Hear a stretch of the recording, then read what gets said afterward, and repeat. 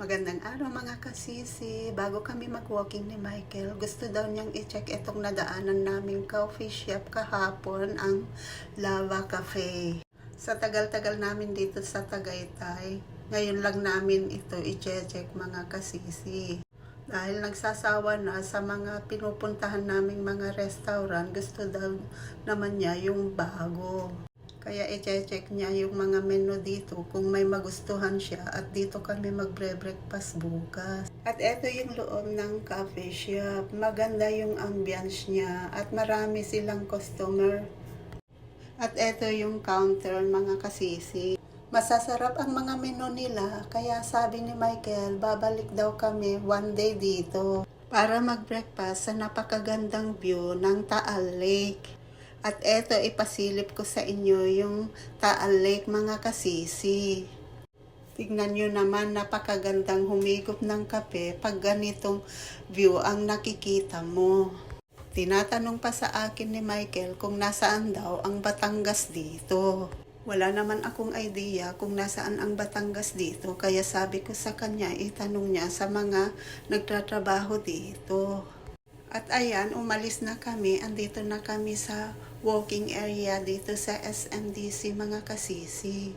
Ayan na si Uncle Michael nyo, ang bilis niyang maglakad. Pero ako, talagang mabagal akong maglakad. At may dala akong payong kasi sobrang init. At natapos na kaming mag-walking, ayan, nag-i-stretch na kami bago kami umuwi ng condo. Kasi pupunta na siya ng trabaho niya, magtatrabaho siya sa Bag of Beans.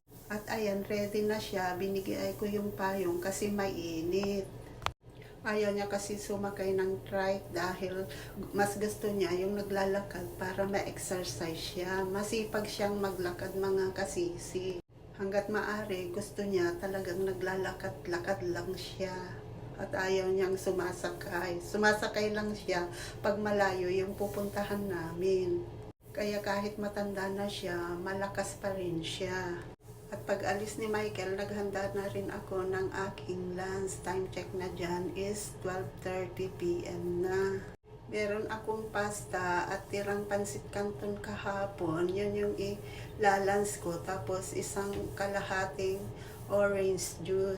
At habang tayo kumakain, manunood tayo ng TV at wala naman tayong kausap pag nasa table tayo. So manunood na lang tayo para hindi tayo maboring habang kumakain mga kasisi. At pagkatapos kong kumain, samahan nyo akong pupunta ng 7-Eleven kasi mamimili ako ng tubig namin. So ayan, nagre-ready na akong lalabas para bumili ng tubig kasi wala na kaming tubig. At nandito yung pambili ko ng tubig, tinago ni Panda. So samahan nyo ako mga kasisi, punta tayo ng 7-Eleven. Kukunin ko tong bag kasi bibili ako ng malaki. Yun yung bubuhatin ko, tapos yung dalawang maliliit ilalagay ko sa bag para hindi ako mahirapan. Tara at dalhin ko kayo sa 7-Eleven dito sa aming tower. Nasa Tower 1 yung 7-Eleven. Nasa Tower 5 kami kaya medyo malayo ng konti dito sa aming condo. So let's go mga kasisi ko. At dahil wala na akong masabi, gusto kong kunin itong pagkakataon para magpasalamat sa lahat ng nanonood sa akin, sumusuporta, nagla-like, nagko-comment at nag-share sa aking mga video. Thank you so much sa inyong lahat. Sana huwag kayong magsasawa sa mga ina-upload ko lagi.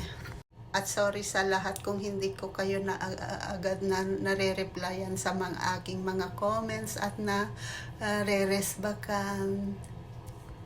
But I'm trying my best na magkipag-engage sa inyong lahat mga kasisi ko. Gusto ko kayo lahat suportahan. Gaya ng pag-support nyo sa akin. Thank you so much. At gusto ko lang sabihin sa inyo, kahit mahirap na ang kumita dito sa Facebook, talagang malaki na yung hinihingi ni Lolo Meta na views para magkaroon ng $0.01. Pero sige lang, laban lang tayo mga kasisi, huwag tayong susuko at Kahit hindi tayo kumita, at least may memories tayo sa mga araw-araw nating ginagawa, mga kasisi. Very importante yan. Kasi pag tumanda tayo, meron tayong babalikan na nagawa pala natin ang mga bagay na to nung malakas tayo. So, keep memories lang tayo, mga kasisi. Kung papalarin tayo someday na lalaki ang bahay natin at magkakasahod tayo ng malaki, and then that's a big bonus para sa atin, mga kasisi. Ang importante, may memories tayo sa ating mga nakaraan, di ba, mga kasisi ko?